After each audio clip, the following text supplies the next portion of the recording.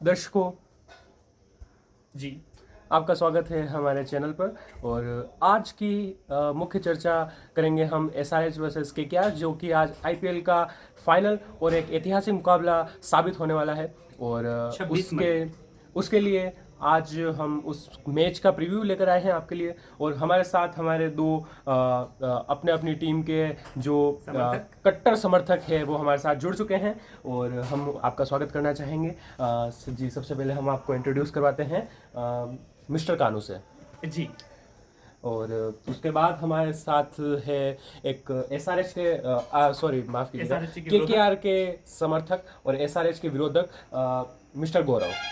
मेरा इतना लंबा नहीं रहा, लेकिन फिर भी मैं कहना चाहूँगा कि आईपीएल शुरू होने से पहले ही मैंने एक भविष्यवाणी की थी कि सनराइजर्स हैदराबाद को जीतना चाहिए, और उसकी रसीद मैं आपको दिखा सकता हूँ। और रसीद दिखाने के लिए मेरे पास मैंने उस समय जो व्हाट्सएप पर स्क्रीनशॉट उसका मेरे पास है, वो जो मेरे व्हाट्सएप पर स्टेटस डाला था उसका स्क्रीनशॉट मेरे पास है, तो वो रसीद मेरे पास है, मैं आपको दिखा सकता हूँ। ये मेरी आईपीएल शुरू होने से पहले की भविष्यवाणी है। नहीं, पर ये तो वैसे ही तय हो चुका था ना। जब मैच चल रहे थे तब भी जो है अपन, जब टीमें बन गई थी तभी सामने से पता पड़ा था। जब टीमें बन गई तभी मैंने बोल दिया था 4 टीमें जो क्वालिफाई करेगी। ठीक बात है। मैंने कहा था राजस्थान, जी केकेआर, जी एसआरएच और सीएसके। जी। चलो आरसीबी ने थोड़ा सा फेरबदल किया जरूर, लेकिन 3 भविष्यवाणियां मेरी भी बिल्कुल सही थी। टीमें बनी उसके बाद ही मैंने बोल दिया ये 4 टीमें फाइनल क्वालिफाई होगी। लेकिन मैं कहीं ना कहीं गौरव जी, मैं आपकी बात से असहमत हूँ। और मैं कहीं ना कहीं कहूँगा कि ये भविष्यवाणी काफ़ी एक मोटी भविष्यवाणी थी। उसकी जो आपकी भविष्यवाणी का जो दायरा था वो बहुत बड़ा था, और वही भविष्यवाणी अच्छी मानी जाती है जो सटीक होती है। तो मेरी भविष्यवाणी काफ़ी सटीक थी। मैंने वो तो अभी रात को पता पड़ेगा, जी, देखिए, जी, क्योंकि निस्संदेह। अभी केकेआर को खेलना बाकी है, एसआरएच को खेलना बाकी है, तो उसके बाद ही पता पड़ेगा। निसंदेह है, लेकिन अभी तक मैच होना बाकी है। आप थोड़ा सा बिल्कुल, भूल गए बिल्कुल, हैं बिल्कुल। तो, लेकिन फिर भी बात ये मैं है। आपको याद दिला रहा हूँ। लेकिन बात ये है, बड़ी बात ये है कि जैसे एसआरएच जो है, जब आईपीएल शुरू हुआ, इस बार आईपीएल में कितनी टीमें खेल रही थी? 10 टीमें खेल रही थी। और यानी आईपीएल शुरू होने से पहले हर टीम के मैच जीतने की और आईपीएल जीतने की जो संभावना थी वो 10% थी। ठीक बात है। अब एसआरएच का आईपीएल जीतने की संभावना 50% है, तो मेरी भविष्यवाणी ने 50% का। जी, लेकिन अभी तक आईपीएल के इस सीजन के इतिहास में एसआरएच ने एक भी बार 200 प्लस का टारगेट सफलतापूर्वक चेज नहीं किया है। इसके ऊपर आप क्या कहना चाहेंगे? लेकिन जबकि वो 200 प्लस की छड़ी लगा चुकी है जी जी जी, पहले बल्लेबाजी स्कोर करते करते हुए। हुए। लेकिन देखिए, ये बात तो कहीं ना कहीं माननी होगी हमें। एक क्रिकेट को फॉलो करने वाले जो दीवाने हैं, और जो क्रिकेट को फॉलो करने वाले समझदार लोग हैं, वो भी ये मानते हैं। और जब कोई एक टीम बिना किसी दबाव में पहले बल्लेबाजी करते हुए बड़ा स्कोर हासिल कर लेती है, तो उसके बाद में समस्या ये होती है कि जब आप बल्लेबाजी करने के लिए आते हैं, पीछे पीछे आते हैं, तब स्कोर बोर्ड नजर आता है। और जब स्कोर बोर्ड नजर आता है तो आपको पता रहता है कि हम कितना पीछे चल रहे हैं, उतना पीछे चल रहे हैं। रन रेट का दबाव और दर्शकों का दबाव, तो उन दबाव में विकेट खो बैठते हैं बल्लेबाज। लेकिन जब पहले बल्लेबाजी करते हुए कोई दबाव नहीं रहता, तो जो कुशल खिलाड़ी हैं, Travis head, Abhishek Sharma, Heinrich Klaasen, और साथ देने के लिए जैसे नीतीश कुमार रेड्डी हैं, तो उन्होंने अच्छा किया है। अब्दुल समद हैं, उन्होंने अच्छा काम किया है। राहुल त्रिपाठी पिछले मैच में उन्होंने बहुत अच्छी पारी खेली थी, तेज पारी खेली थी, तो ये समर्थन में आते हैं। लेकिन ऐसी बात नहीं है कि वो चेज कर नहीं सकते।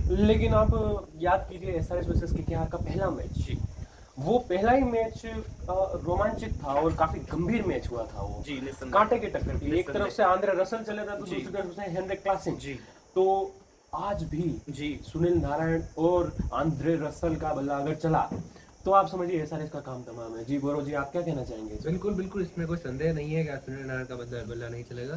सुनील नारायण ओपनिंग पे आएंगे और 10 ओवर से पहले उनका विकेट नहीं जाएगा। और 10 ओवर के बाद जब उनका विकेट जाएगा तब तक वो उनका पूरा काम कर चुके होंगे। केकेआर को एक शानदार शुरुआत देकर वो जा चुके होंगे। और उसके बाद पीछे रिंकू सिंह, आंद्रे रसल, श्रेयस अय्यर से तो चलो मुझे खुद को भी कोई उम्मीद नहीं है, वेंकटेश अय्यर, ये लोग श्रेयस अपना अय्यर की काम, कप्तानी पर आप क्या टिप्पणी देना चाहेंगे?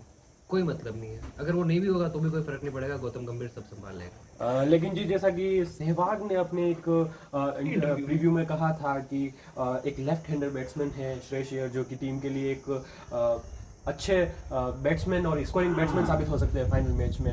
बड़े मैच के खिलाड़ी माना है उनको, तो उसके ऊपर आप क्या कहना चाहेंगे?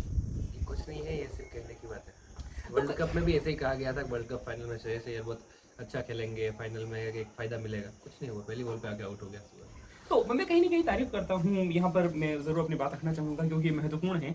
और अब देख लीजिए, केकेआर का जो कप्तान है उस पर केकेआर के जो कट्टर समर्थक हैं वो खुद ही अपनी राय नहीं बना पा रहे हैं, वो खुद ही उनके पक्ष में नहीं है। जबकि यही जो मुद्दा है, जो कैप्टन का मुद्दा है, कप्तान का मुद्दा है, वही हमारे लिए सबसे मजबूत है। क्योंकि जो पैट कमिंस हैं वो एक बहुत ही समझदार और बहुत ही बहादुर कप्तान है। और एक कप्तान के साथ वो एक मेन स्ट्रीम बॉलर भी है जी, एसआरएच के और लिए। कहीं ना कहीं- तो आप हमें बताइए कि एज अ कैप्टन और एज अ बॉलर एसआरएच आज केकेआर के किन विस्फोटक बल्लेबाजों का पहले जो है विकेट लेने की मंशा करेगी? जी जी, और वो इस बात का उत्तर देने से पहले मैं कहीं ना कहीं ये जोड़ना चाहूंगा कि जो पैट कमिंस हैं, पैट कमिंस की विशेषता ये है कि मैं तो ये कहना चाहूंगा कि जो महेंद्र सिंह धोनी को अगर हम एक महान कप्तान मानते हैं, और महेंद्र सिंह धोनी की छवि हम पहले देख पाते थे कप्तान कानू विलियमसन, माफ कीजिएगा, केन विलियमसन में।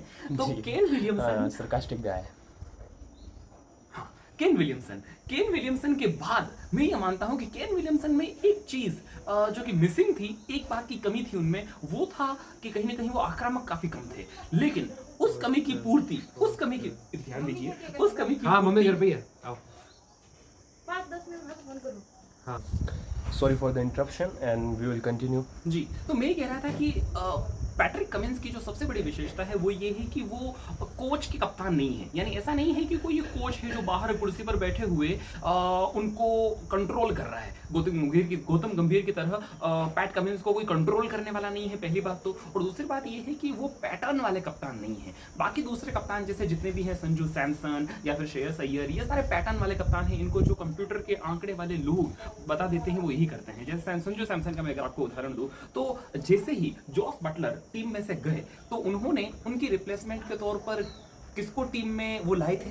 वो एक ब्रिटिश खिलाड़ी को लाए थे, एक ओपनर के तौर पर, लेकिन वो प्रयोग पूरी तरह से असफल रहा। ऐसे ही खिलाड़ी श्रेयस अय्यर है। लेकिन पैट कमिंस सोचने वाले खिलाड़ी हैं, बुद्धिमान खिलाड़ी हैं, और वो मैदान पर फैसला लेते हैं, मैदान के बाहर फैसला नहीं लेते। और इस वजह से पैट कमिंस एक बहुत समझदार कप्तान, और गेंदबाजी जब करने आते हैं तो वही समझदारी आपको नजर आती है। हालांकि मैं ये बात मानूंगा कि पैट कमिंस टेस्ट के बहुत ही जबरदस्त गेंदबाज हैं, लेकिन T20 में भी वो शार्पनेस जिसे हम कहते हैं, या फिर विकेट लेने की जो स्ट्राइक रेट है वो थोड़ी कम है। लेकिन उसके बावजूद भी पैट कमिंस ने रन नहीं दिए हैं। रन देने के मामले में पैट कमिंस बहुत ही कंजूस है। और उसके अलावा भुवनेश्वर कुमार समझदार गेंदबाज, एक बहुत ही सज्जन व्यक्ति, वही समझदार गेंदबाज जो पिछले मैच में 19 रन खा गया एक ओवर में, लेकिन फिर भी जयसवाल ने फोड़ा जिसको। जी जी, नहीं, यहाँ पर मैं अपना एक तर्क रखना चाहूंगा और एक सवाल करना चाहूंगा कि जिस तरीके से आज का वेन्यू जो कि चिदम्बरम स्टेडियम है, चेन्नई का स्टेडियम है, तो आपको पता है कि पिछले आंकड़े वहाँ पर कितने लो स्कोरिंग रहे हैं और कितने लो स्कोरिंग मैचेस होते हैं वहाँ पर, और वो एक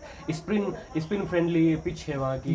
तो जैसा कि पहले जो मुकाबले हुए थे एसआरएच के वेन्यू पर, तो एसआरएच ने 250 रन की छड़ी लगा दी थी। लेकिन आज का जो मैच है उसके अंदर स्कोर काफी कम होने वाला है, ये हम पहले से प्रेडिक्ट कर सकते हैं। तो उसके ऊपर आपका क्या ख्याल है? मैं तो ये कहूंगा कि सनराइजर्स कितना स्कोर होगा और कितना जो है अगर चेस करती है एसआरएच तो कितना कर सकती है, या फिर यही केकेआर के संदर्भ में लिया जाए? जी जी, नहीं देखिए केकेआर का तो बिल्कुल सिंपल है, भले चेस करना हो या फिर टारगेट देना हो, केकेआर अच्छा ही खेलेगी, कोई प्रॉब्लम वाली बात है ही नहीं, क्योंकि वो टीम दोनों कामों में निपुण है। उसने चेस भी किया हुआ है तब भी जीत गई, 200 से प्लस का टारगेट भी चेस किया हुआ है, 200 कम का टारगेट भी चेस किया हुआ है, 200 से ज्यादा का टारगेट भी दिया, 250 प्लस का टारगेट भी दिया हुआ है, उसने 200 से कम के टारगेट पे भी डिफेंड किया हुआ है। तो that's not a problem with KKR. और जहाँ तक रही पैट कमिंस की बात, तो एक विदेशी खिलाड़ी जो हम इंडिया को WTC फाइनल में, वर्ल्ड कप फाइनल में हरा चुका है, वो ट्रेविस हेड और वो पैट कमिंस दोनों ठुल्ले हैं, उनको कोई कैसे सपोर्ट कर सकता है?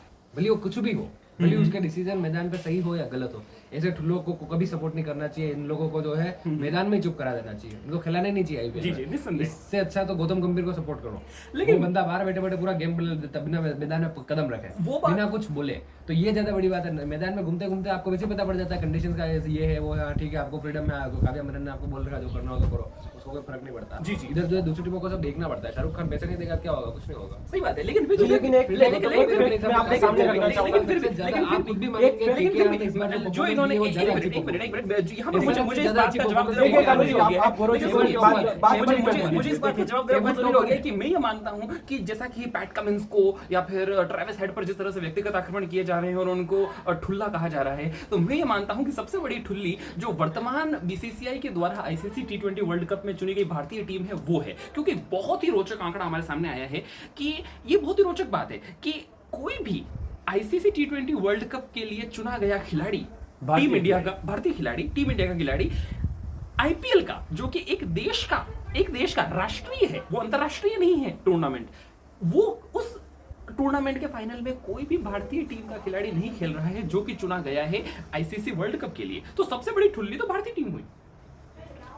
देखिए ये जो है ना, जी, हम बहुत लोग जो है बहुत ना, बड़ी बात कह दी यहाँ पर, बहुत ही बड़ा एक फैक्चुअल आंकड़ा जो है इन्होंने हमारे लेकिन सामने मैं कह रहा हूँ रखा है। भारत- इसका जवाब देना ही लेकिन होगा। भारतीय टीम में जितने भी खिलाड़ी हैं वो ठुल्ले हैं, जो 12 खिलाड़ी हैं 15 खिलाड़ी हैं वो हैं, लेकिन उनके अलावा जैसे कई खिलाड़ियों को वंचित रखा गया है। जैसे शिखर धवन को इन्होंने दरकिनार कर दिया, जैसे गौतम गंभीर भी दरकिनारी के शिकार हुए थे, भुवनेश्वर कुमार, टी नटराजन, इतने शानदार खिलाड़ी, इतने शानदार लोग, मनीष पांडे जो कि केकेआर से खेल रहे हैं, भले लोग, उचित लोग, जिनका व्यवहार बहुत अच्छा है, जिनका खेल बहुत अच्छा है, जो डिजर्व करते हैं। जी बिल्कुल, और उनको दरकिनार करके जो प्रिय खिलाड़ी हैं और जो विशेष वर्ग है ऊंचे लोगों का, उन्हें खिलाया जा रहा है, तो वो उचित नहीं है, सबसे पहली बात। और दूसरी बात ये है कि ट्रेविस हेड एक बड़े मैच के बड़े खिलाड़ी हैं, और समस्या ये है कि केकेआर की टीम निर्भर है व्यक्तियों पर। गौरव जी, आपका क्या पक्ष है इसके ऊपर? आप जल्दी से देखिए बताइए। जो बात इन्होंने कही कि टीम इंडिया का कोई खिलाड़ी आज के फाइनल में नहीं खेल रहा है, तो उसका सिंपल सा इतना सा रीजन है क्योंकि इंडिया की टीम अनाउंस हो गई, उसके बाद उनको पता पड़ गया कौन कौन से खिलाड़ी जो है वर्ल्ड कप खेलना चाहता है, तो उनकी प्रैक्टिस बहुत ज्यादा जरूरी है हमारे लिए वर्ल्ड कप ज्यादा जरूरी है। आईपीएल की ट्रॉफी क्या है, हर साल आती है, हर साल जाती है, नहीं, तो कोई फर्क नहीं पड़ता। तो जय शाह ने जो स्क्रिप्ट लिखी है वो उसी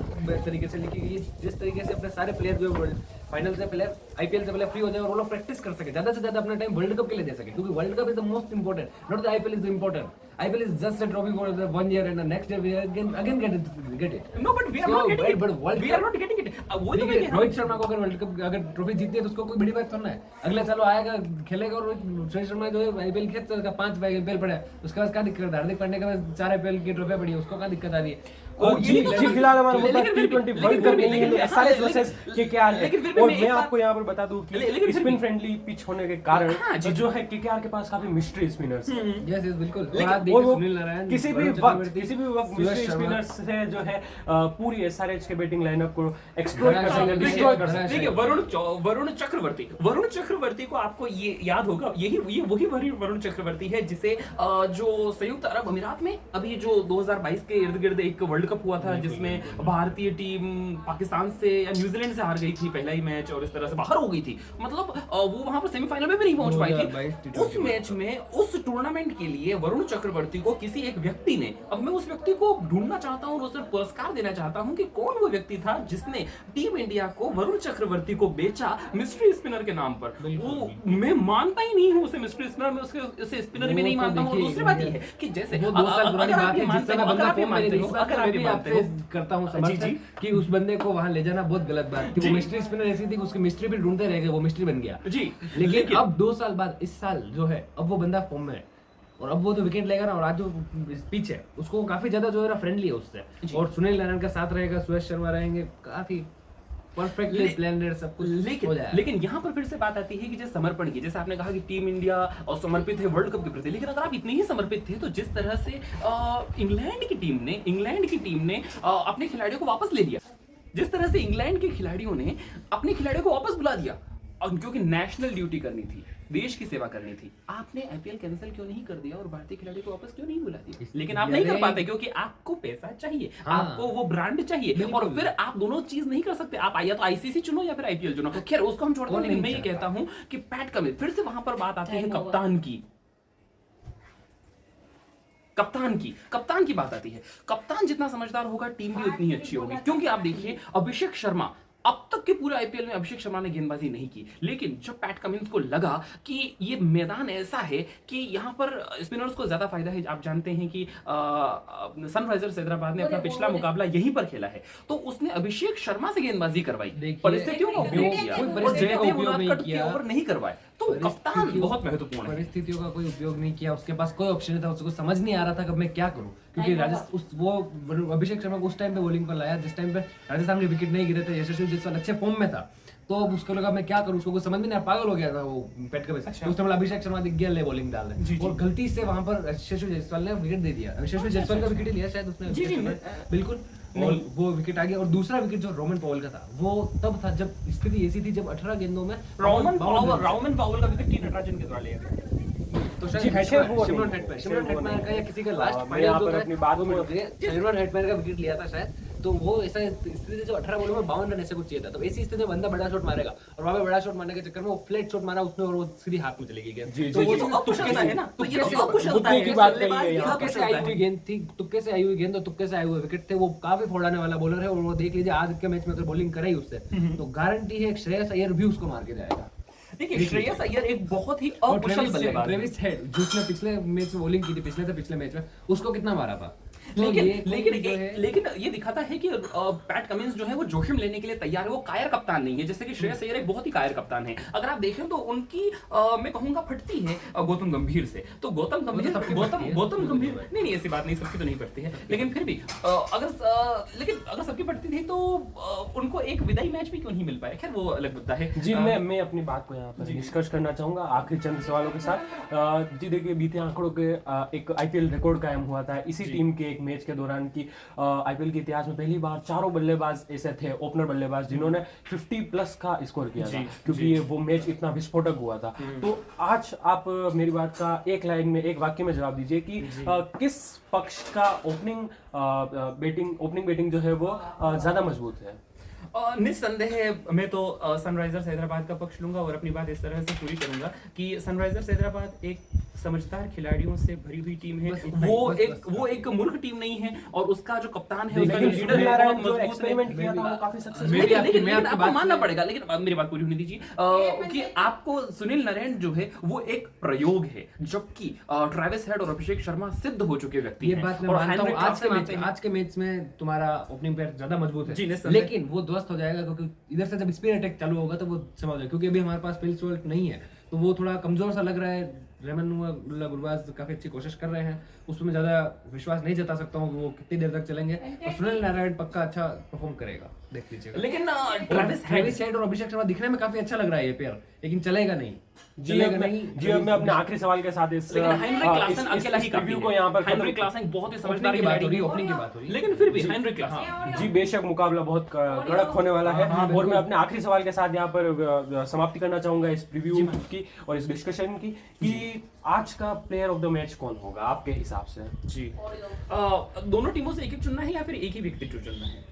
जी आप दोनों टीमों में से किसी को भी चुन सकते हैं। देखिए मैं यहाँ पर सद्भावना रखूंगा क्योंकि मैं बहुत ही भला व्यक्ति हूँ और मैं पवित्रता में विश्वास रखता हूँ और सद्भावना में विश्वास रखता हूँ। तो इसे देखते हुए मैं केकेआर की टीम से चुनूंगा वेंकटेश अय्यर को। वेंकटेश अय्यर जो कि एक बहुत ही संतुलित खिलाड़ी है, समझदार खिलाड़ी है, परिस्थिति को देखकर खेलते हैं। तो वेंकटेश अय्यर पर मैं विश्वास जताऊंगा, वेंकटेश अय्यर न कि श्रेयस अय्यर। और इस टीम से सनराइजर्स हैदराबाद से मैं 3 खिलाड़ियों के नाम लूंगा ऑब्लिक लगाकर, इन तीनों में से कोई भी चल सकता है। मुझे लगता है पैट्रिक कमिंस कप्तान, बहुत ही महत्वपूर्ण, ट्रेविस हेड और हेनरिक क्लासन। इसके अलावा मार्करम और अभिषेक शर्मा ने भी अगर अच्छा किया तो मुझे कोई आश्चर्य नहीं होगा। और ओवरऑल मैं ये कहना चाहूंगा कि सनराइजर्स हैदराबाद ही एकमात्र ऐसी टीम है जो आईपीएल के खिताब की दावेदार और हकदार है। और पैट कमिंस एक बहुत ही महान व्यक्ति है। देखिए केकेआर की तरफ से आंद्रे रसल इस किताब को पूरी तरीके से जीतने के लिए डिजर्व करता है जी और आज के मैच में वो चलेंगे गारंटी, देखिएगा बॉलिंग में भी और बैटिंग में। चलेंगे नहीं, वो दौड़ेंगे और सामने दौड़ की- कर पवेलियन सामने की जाएंगे टीम से हेनरिक क्लासन के अलावा और कोई अच्छा ऑप्शन है ही नहीं। Okay done. निस्संदेह। क्या हमें जाना चाहिए? जी बिल्कुल यहाँ पर हमारा संवाद मिलते हैं। खत्म हुआ इसी के साथ और हम आपसे इंटरव्यू जल्द ही किया। मिलेंगे हालांकि मैच इनकी का। टीम बहुत पहले बाहर हो गई थी, लेकिन फिर भी जी इसलिए आज मैं एंकर की भूमिका निभाने के लिए आपके सामने प्रस्तुत हुआ हूं और हम जो है बहुत ही जल्द मैच खत्म होने के बाद इसके रिव्यू में मिलेंगे आपको। Till then take care, good bye.